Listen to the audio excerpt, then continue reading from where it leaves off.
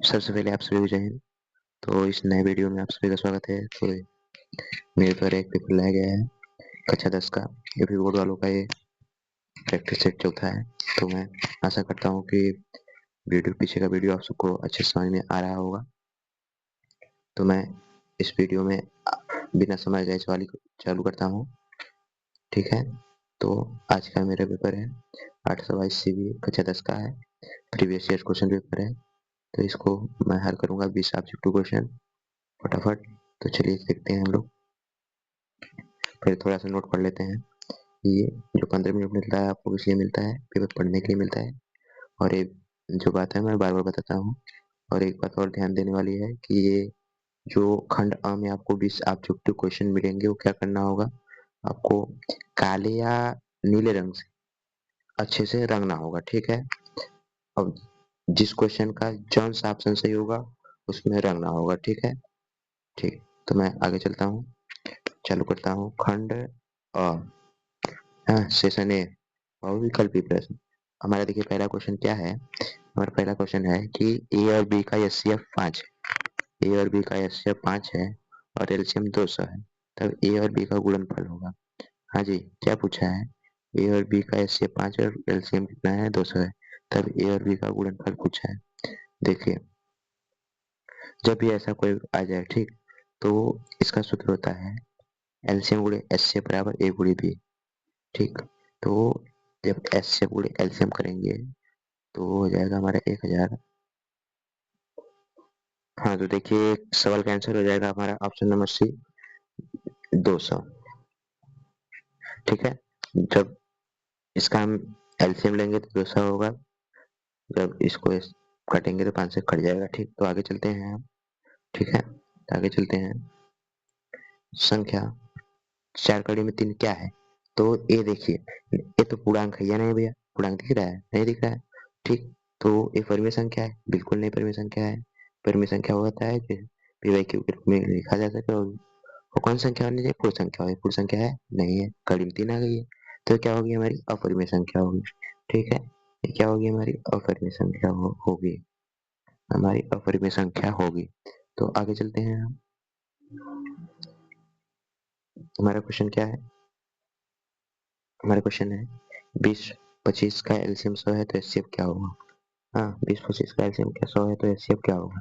तो मैं ऊपर ही सूत्र बताया हूँ कि एलसीएम गुणे एचसीएफ बटे ए गुणे बी, अरे सॉरी, बराबर ए गुणे बी। देखिए मैं एलसीएम को एल से लिखता हूँ, एचसीएफ को जो है एच से। एलसीएम गुणे एचसीएफ बराबर ए गुणे बी, ठीक है। तो हमारे जो है ए और बी का मान 20 और 25 दे दिया है। ए और बी का मान 20 और 25 दे दिया है, तो 20 गुणे 25 करेंगे बटे 100 करेंगे, ठीक। एक जीरो से जीरो कट गया, ठीक है। 2 से काटेंगे तो 5 आएगा, 5 25 25, हमारा आंसर आएगा 5। हाँ जी हमारा आंसर, ठीक है। तो इस क्वेश्चन को देखिए, क्वेश्चन कितना है। जब ए गुणे बी करेंगे यानी कि 20 गुणे 25 करेंगे बटे 100 से भाग देंगे तो क्या होगा, जीरो से जीरो कट जाएगा। 2 से काटेंगे 2 25 10, 5 से काटेंगे 5 25 25, हमारा आंसर कितना आएगा जी, 5 आएगा। कितना आंसर आएगा, 5 आएगा। हमारा आंसर 5 आएगा। 5 कौन सा है, डी है, डी बिल्कुल राइट आंसर, ठीक है। तो हम नेक्स्ट चलते हैं। अगला क्वेश्चन क्या हमारा है,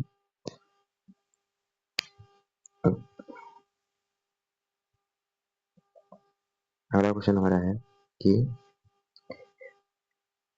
1/x² प्लस 6 बराबर 1/10, तो x का मान ज्ञात कीजिए, ठीक है। सबसे पहले इसको तिरिया गुणा करेंगे तो क्या होगा, 10 बराबर हो जाएगा x² प्लस 6 के, ठीक है। और 10 में से 6 घटेंगे 4 बचेगा, ठीक। इसके 10 में से इधर पक्षांतर का नियम लगाएंगे, 10 में से 6 घटाएंगे तो क्या बचेगा, x² बराबर 4 बचेगा। अब 4 का वर्गमूल लेंगे तो क्या हमारा हो जाएगा, 2 हो जाएगा, होगा कि नहीं होगा, ठीक, बहुत बढ़िया। तो इसका आंसर कितना आएगा, 2 आएगा। आंसर कितना आएगा, 2 आएगा, प्लस माइनस 2, ठीक।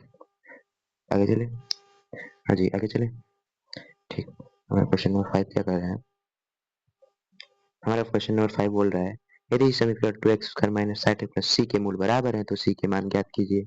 देखिए सबसे पहले क्या करेंगे, आपको विविध कर का सूत्र बताए थे कि d बराबर बी स्क्वायर माइनस 4ac। हाँ जी, डी स्क्वायर माइनस 4ac याद कर लीजिए, बार बार प्रयोग होगा इसका।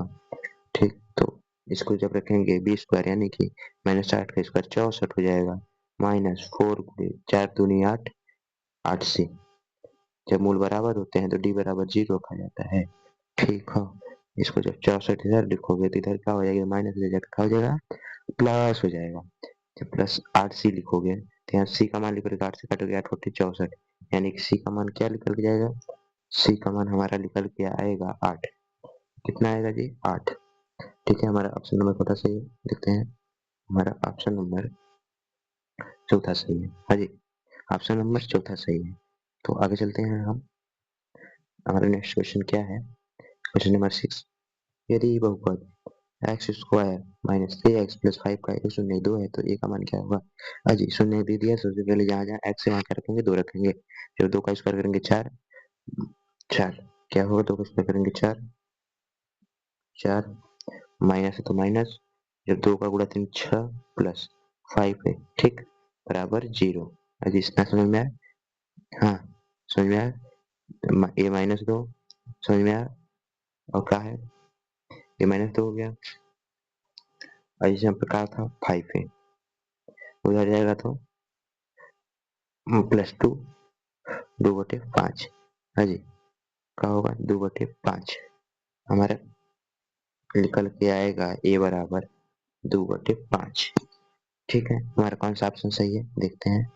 हमारा ऑप्शन नंबर सही 6 हमारा ऑप्शन नंबर सही है 6, अरे सी सही है, 6वां का सी सही है। ठीक है, तो आगे चलते हैं हम, आगे चलते हैं हम क्वेश्चन नंबर 8 पे। आगे चलते हैं हम क्वेश्चन नंबर 8 पे, 7 पे जी, 7 पे। X square minus 5x plus x square minus 5x plus 6 के शून्यक हैं, तो इससे पहले हमको गुणनखंड आना चाहिए। गुणनखंड देखते हैं, गुणनखंड किसको किसको आता है, फटाफट करके उड़ा दे, हमको बताने की जरूरत ना पड़े, तो मैं बता दे रहा हूँ फिर भी। देखिए, x square minus 5x plus 6 के शून्यक हैं। सबसे पहले इसका आप सर्वप्रथम क्या है, बीच वाले को ऐसे तोड़िए कि गुणा करने पे 6 आए और जोड़ने पे 5 आना चाहिए। ठीक है, तो हम 3 दूनी 6 करेंगे और 3 2 कितना हो जाएगा, 5। हम x square minus 3x minus x करेंगे, x square minus 3x minus 2x plus 6। जब यहाँ से x कॉमन ले लेंगे तो क्या होगा, हमारा x minus 3, x minus 2 common लेंगे तो x minus 3, x minus 3 x minus 2, एक ब्रैकेट में आएगा हमारा x माइनस 3, दूसरे में आएगा x माइनस 2। जब इसके बराबर करेंगे तो आएगा 3 और 2, क्या आएगा जी, हमारे जो शून्य का आएंगे 3 और आएंगे 2 आएंगे। है हमारा कहीं ऑप्शन में, ऑप्शन नंबर डी से कौन सा सही हमारा है, ऑप्शन नंबर डी सही है, ऑप्शन नंबर डी सही है। ठीक है, ठीक, तो क्वेश्चन नंबर 8 पे हम चलते हैं। क्वेश्चन नंबर 8 हमारा क्या बोल रहा है, देखिए क्वेश्चन नंबर 8 ये बोल रहा है कि बहुत सरल क्वेश्चन पूछा है कि -5 6 किस चतुर्थांश में आएंगे। जो इसका एक सूत्र था, क्या था कि आजा सनम तेरी कसम, हाँ यही था ना, आजा सनम तेरी कसम, तेरे बिना मर मिटेंगे हम। आजा सनम तेरी कसम से इसको याद करोगे तो क्या होगा, सबसे पहले पहले में क्या होता है, प्लस और माइनस होता है, दूसरे में क्या होता है, माइनस माइनस, और क्या होता है जी, इस पहले वाले में प्लस प्लस होता है, दूसरे वाले में होता है माइनस प्लस होता है। हाँ जी, दूसरे वाले में क्या होता है, माइनस प्लस होता है, और तीसरे वाले में क्या होता है, माइनस माइनस होता है, और चौथे वाले में होता है प्लस माइनस होता है। ठीक है, चौथे वाले में क्या होता है जी, प्लस माइनस होता है। तो हमसे पहले माइनस दिया है, पहले एक्स का मान आएगा, तो एक्स पहले पहले में तो होगा नहीं, हाँ जी, दूसरे माइनस तीसरे में जाएगा जी, हाँ तीसरे में जाएगा, माइनस में है, तीसरे में तो दोनों माइनस में रहते हैं ना, दूसरे में, दूसरे में जाएगा, किस में जाएगा, दूसरे में, हमारे द्वितीय चतुर्थांश में जाएगा, किस में जाएगा, द्वितीय चतुर्थांश में। हाँ जी सही है, द्वितीय चतुर्थांश में। तो आगे चलते हैं हम क्वेश्चन नंबर 9 में। क्वेश्चन नंबर 9 हमारा क्या बोल रहा है, ये हमारा द्वितीय चतुर्थांश में जाएगा, ठीक है। तो क्वेश्चन नंबर 9 क्या बोल रहा है कि यदि एक वृत्ति एक यदि एक वृत्त की त्रिज्या ए है, हाँ जी क्या बोला, यदि एक वृत्त की त्रिज्या ए है, इसका चाप जो है कि क्या है, साफ नहीं दिख रहा है, सर्कल एंड और इसका केंद्र जो है, केंद्र पर को थीटा आंतरिक करता है, तो चाप की लंबाई क्या होगी? तो मैं एक सूत्र बताया था, L बराबर थीटा बटे 360 गुणे 2 पाई r। इसी प्रकार त्रिज्या खंड का क्षेत्रफल पूछ दे, सेम सूत्र है ये। क्या है? सेम सूत्र है ये, थीटा बटे 360 गुणे पाई r स्क्वायर। इसमें पाई r रहेगा, ठीक है, 2 पाई r रहेगा, इसमें पाई r स्क्वायर हो जाता है, ठीक। तो इसको देखें, हमारा कौन सा है? ऑप्शन नंबर बी सही है, ठीक। तो हम क्वेश्चन नंबर 10 की बात करते हैं इसी प्रकार। क्वेश्चन नंबर 10 क्या बोल रहा है? हाँ, क्वेश्चन नंबर 10 क्या बोल रहा है कि क्या बोल रहा है, त्रिभुज ABC और त्रिभुज DE आपको समरूप त्रिभुज इस प्रकार है कि कोण A बराबर 45, कोण E बराबर 56 तथा कोण C बराबर है। देखो मेरे भाई, मैं एक बात बता दूं कि तीनों कोणों का योग कितना होता है जी? 180 होता है, ठीक। समरूप में क्या होते हैं, दोनों त्रिभुज के कोण क्या होते हैं? समान होते हैं। अगर कोण A बराबर 45 है तो कोण D बराबर कितना होगा? 45 होगा, ठीक। तो कोण B बराबर कितना है? नहीं दिया है। और कोण E दिया है, तो कोण E बराबर तुम्हारा 56 है, तो कोण B बराबर कितना होगा जी? कोण E बराबर 56 है तो कोण B बराबर भी हमारा 56 होगा, यानी 45 56 जोड़ के 180 से घटा दो, हमारा आंसर आ जाएगा। तो हमारा आंसर आएगा 79 आएगा, कितना आएगा? 79, जो ऑप्शन डी पे जाता है, ठीक। इतनी बात समझ में आ गई। इसका क्वेश्चन नंबर 11 पे चलते हैं हम। क्वेश्चन नंबर 11 हमारा क्या बोलता है, आइए देखते हैं क्वेश्चन नंबर 11 क्या बोलता है। यदि ए बराबर कॉस ए बराबर हमारे पास 13 है तो tan ए का मान क्या होगा? हाँ, क्या बोला है कि कॉस ए बराबर इतना है तो tan ए का मान क्या होगा? देखो, इसको सबसे पहले क्या करना है, इसको जो है, मेरा जो आज है, इसको सबसे पहले करना है सर समीकरण का उपयोग करना है। हाँ, सर समीकरण का उपयोग करने आता है ना। tan कैसे आएगा? tan बराबर होता है साइन बटे कॉस, कॉस का मान दिया है, साइन का मान निकालना है। तो सर समीकरण क्या है? Sine square plus cos square, पहला वाला sine square plus cos square बराबर 1। जब यहाँ से साइन स्क्वायर बराबर निकालोगे तो क्या होगा, क्या होगा कि साइन स्क्वायर ए बराबर 1 माइनस कॉस स्क्वायर ए। तब इसको सर समीकरण से हल करोगे, वहाँ पे कॉस स्क्वायर का मान साइन का निकल जाओगे, यहाँ पे रखोगे तो हमारा लमसम में आंसर आ जाएगा, लमसम में आ जाएगा 12/5। क्या आएगा जी? 12/5, जो कि ऑप्शन नंबर ए के साथ जाता है, ऑप्शन नंबर ए के साथ, ठीक है। अब क्वेश्चन नंबर 12 हम देखते हैं। क्वेश्चन नंबर 12 क्या कहता है? हाँ जी, क्वेश्चन नंबर 12 क्या कहता है कि यदि cos थीटा बर cos थीटा, cos 0 है कि थीटा है, cos -1 तो tan थीटा का मान होगा। तो इसको सर, इसको सबसे पहले cos थीटा का मान कितना दिया है? 1 दिया है। हाँ जी, cos थीटा का मान 1 दिया है कि नहीं दिया? तो जो cos थीटा का मान 1 होता है, हाँ, cos 0 का मान कितना होता है जी? 1 होता है। तो यहाँ पर cos 0 का मान 1 रख देंगे, यहाँ से cos से cos हट जाएगा, थीटा बराबर कितना आ जाएगा? 0 अंश आ जाएगा। तो tan 0 अंश का मान कितना होता है? 0 ही होता है। हाँ, tan 0 अंश का मान कितना होता है? 0 ही होता है, जो कि ऑप्शन नंबर बी सही है, ठीक है। तो आगे चलते हैं हम, बहुत ही आसान था। तो आगे चलते हैं हम, एक सरल सा क्वेश्चन फिर है। ये वाला प्रैक्टिस सेट भाई मेरे बहुत ही सरल है। हाँ, देखो इस सूत्र को पूरा दे दिया, तो tan थीटा बटे 1 प्लस tan स्क्वायर थीटा, किसका सूत्र है? sin 2 थीटा का। थीटा का जो कितना है? 30 अंश दिया है, तो sin 30 अंश 30 दूनी 60 है, sin 2 थीटा यानी कि 30 दूनी 60, sin 60 अंश का मान कितना होता है? तो मैं बोल दूं मेरे भाई, करीब 3/2 होता है। कोई दिक्कत नहीं सर, कोई दिक्कत नहीं, तो कोई बात नहीं, आगे चलते हैं, क्वेश्चन नंबर 14 पे चलते हैं। क्वेश्चन नंबर 14 हमारा क्या बोलता है? tan अल्फा बराबर साइन अल्फा हो तो अल्फा का मान क्या होगा? मेरे भाई 0 ही होगा, कोई शक नहीं, तो फिर काहे का दिक्कत। आगे चलते हैं।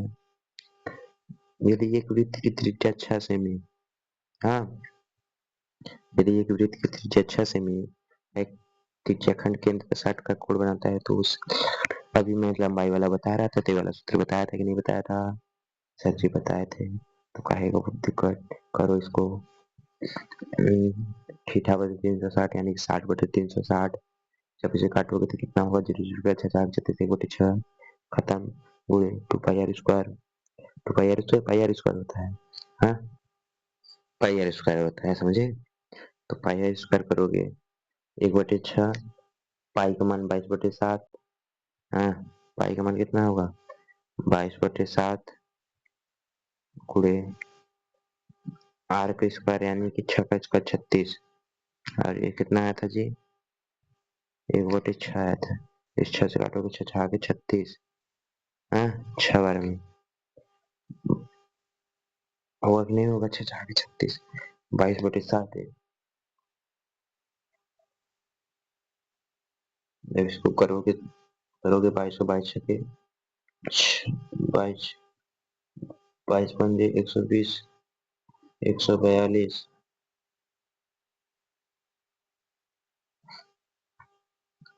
तो देखिए हमारा ऑप्शन जो है कि पूरा मैंने दिया है तो पाई के रूप में दिया था, पाई के रूप में लाना है। यानी कि 22/7 आ रहा है। 22/7 मान पाई रख देंगे तो यहाँ पर हमारा आ जाएगा 6 पाई सेमी स्क्वायर। 6 पाई सेमी स्क्वायर। तो हमारा ऑप्शन नंबर बी के साथ जाएगा। ऑप्शन नंबर बी के साथ जा रहा है। ठीक, समझ में आ गई। 16 नंबर पे चलते हैं। 16 नंबर क्या बोल रहा है? 16 नंबर बोल रहा है यदि ए सेमी भुजा के दो घनों। ओ देखो अगले वाले प्रैक्टिस वाला पूछती है, ठीक है। अगर दो घन मिलते हैं तो एक घनाभ बन जाता है। मैं पहले ही बताया था। उसका पृष्ठीय क्षेत्रफल पूछा है। क्या पूछा है जी? पृष्ठीय क्षेत्रफल पूछा है। ठीक है, तो मैं देखिए हल करता हूँ। जब इसको हल करेंगे तो हमारा आंसर ये आएगा, ये वाला आएगा। Option number C 10a square semi square. ठीक है, ये हमारे आएगा इसका पृष्ठीय क्षेत्रफल। ठीक है, घनाभ का पृष्ठीय क्षेत्रफल का सूत्र आपको पता होगा तो आराम से कर लेंगे, कोई दिक्कत बाधा परेशानी पेट में दर्द कमर में दर्द कोई दिक्कत नहीं हो। ठीक है, तो आगे हम चलते हैं क्वेश्चन नंबर 17 पर। कितने पर जी? 17 पर। निम्नलिखित सारणी के माध्य बताइए। हाँ जी, निम्नलिखित सारणी के माध्य बताइए। तो माध्य कैसे निकलता है मेरे दोस्त, मेरे चीते, मेरे प्यारे? कैसे निकलता है देखो। माध्य निकालने के लिए सबसे पहले एक्स आई एफ आई पता होना चाहिए। हाँ, एक्स आई से कैसे निकलता है? एफ आई दे दिया है, एक्स आई निकाला जाता है। तो एक्स आई कैसे निकलता है? ये जो इसको 2 से भाग दो, इसका एक्स आई 5 15, फिर इसका गुणा होता है ना। इसका जब निकालेंगे 5, इसका 4। ठीक, तो इसका एफ आई एक्स आई कितना हो जाएगा? 20। इसका जब निकालोगे 30 5 150, ये 30 होगा ना? नहीं, गलत बोल दिया मैं। ये 15 होगा। कितना होगा? 15।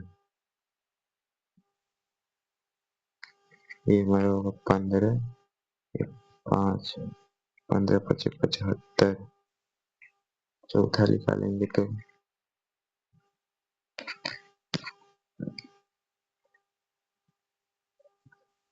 30 20 50 25 25 चौके 100। चौथा आएगा 100। पांचवा निकालेंगे 70 35 35 दूना 70 दूनी 140 और 35 चौके 140 यानी कि 210। इतनी बात समझ में आ गई? नहीं सॉरी, वो वाला हमारा 210 नहीं 245 आया था। ठीक है, कितना आया था जी? 245 आया था। 245 आया था। तो ये 245 जब इसको हम जोड़ेंगे लमसम में सब ले जाएंगे तो हमारा आ जाएगा 440। मैं कॉपी पे हल किया हूँ, टेंशन लेने की बात नहीं। ठीक है, कितना आ जाएगा? 440 आ जाएगा मेरा। कितना आएगा जी? 440 आएगा।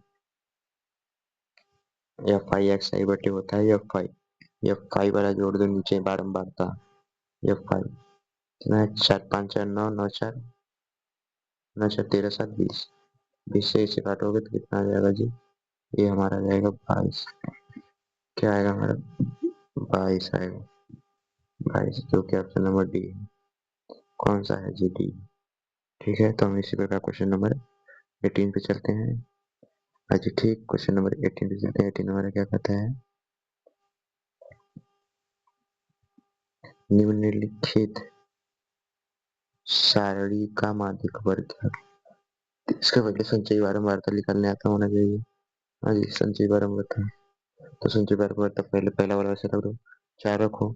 6 में 4 जोड़ोगे 10 होगा। 10 में 6 10 में 10 जोड़ोगे 20 होगा। 20 में 26, 26 में 4 30। 30 का ये यानी कि n/2 होता है 30। ये n/2 होता है, तो इसका 30 आ गया। n/2 करोगे आएगा 15। 15 बताओ कहाँ है? 15 किन के बीच में आएगा? हाँ जी, 15 से पहले बताना है, वरना कि 15 से 20 बता देना। 15 किन के बीच में है? 10 से और 15 के बीच में है। तो 10 से और 15 के बीच का कौन सा है जी? ये ऑप्शन नंबर ए है। Option number A. ठीक, आगे चलते हैं क्वेश्चन नंबर 19 पे। एक क्वेश्चन हमारा और बचा है, उसके बाद हम थोड़ा दिखा के वीडियो बंद करेंगे। ठीक है भाई, फिर मेरे सुन ले, मेरे चित्ते, मेरे बाबू, मेरे सुनना। ठीक, तो क्वेश्चन नंबर 19 क्या है? किसी अधिवर्ष में 53 रविवार होने की प्रायिकता होगी। क्या बोला है? किसी अधिवर्ष में 53 रविवार होने की प्रायिकता होगी। अधिवर्ष मतलब होता है मेरे भाई लीप वर्ष। लीप वर्ष में जब भी होता है एक दो दिन बढ़ जाता है, यानी कि 365 के दिन 366 दिन हो जाता है। ठीक है, इस प्रकार करेंगे तो लास्ट में 2 दिन बच जाता है, और बटे यानी 7 दिन में 2 दिन एक्स्ट्रा का रिमाइंडर बचेगा, वही 2/7 हमारा प्रायिकता हो जाएगी। ठीक है, तो हम किस हिसाब से पे मार के आएंगे? 2/7 पे आ जाएंगे। ठीक है, 2/7 पे मार के चले आए। तो हमारे लास्ट क्वेश्चन वाले पे चलते हैं। लास्ट क्वेश्चन हमारा क्या है? हमारा लास्ट क्वेश्चन ये है कि यदि एक निश्चित रूप से घटती है तो इसकी प्रायिकता बताइए। यदि ये घटना निश्चित रूप से घटती है तो इसकी प्रायिकता क्या होगी? तो मैं बता दूं कि जब भी कोई घटना पक्का घटबा करेगा तो उसकी प्रायिकता सदैव एक रहेगी। सदैव मेरा आशीर्वाद है, उसकी प्रायिकता एक का होगी। ठीक है, महादेव का नाम लेकर उसकी प्रायिकता एक मारकर चले आओ, महादेव की कृपा से तुम्हें नंबर फुल मिलेगा। ठीक है, इस बार अंतरात्मा से बोल दो हर हर महादेव, क्योंकि जब महादेव का नाम ले कोई काम शुरू होता है तो बड़ा आनंद मिलता है।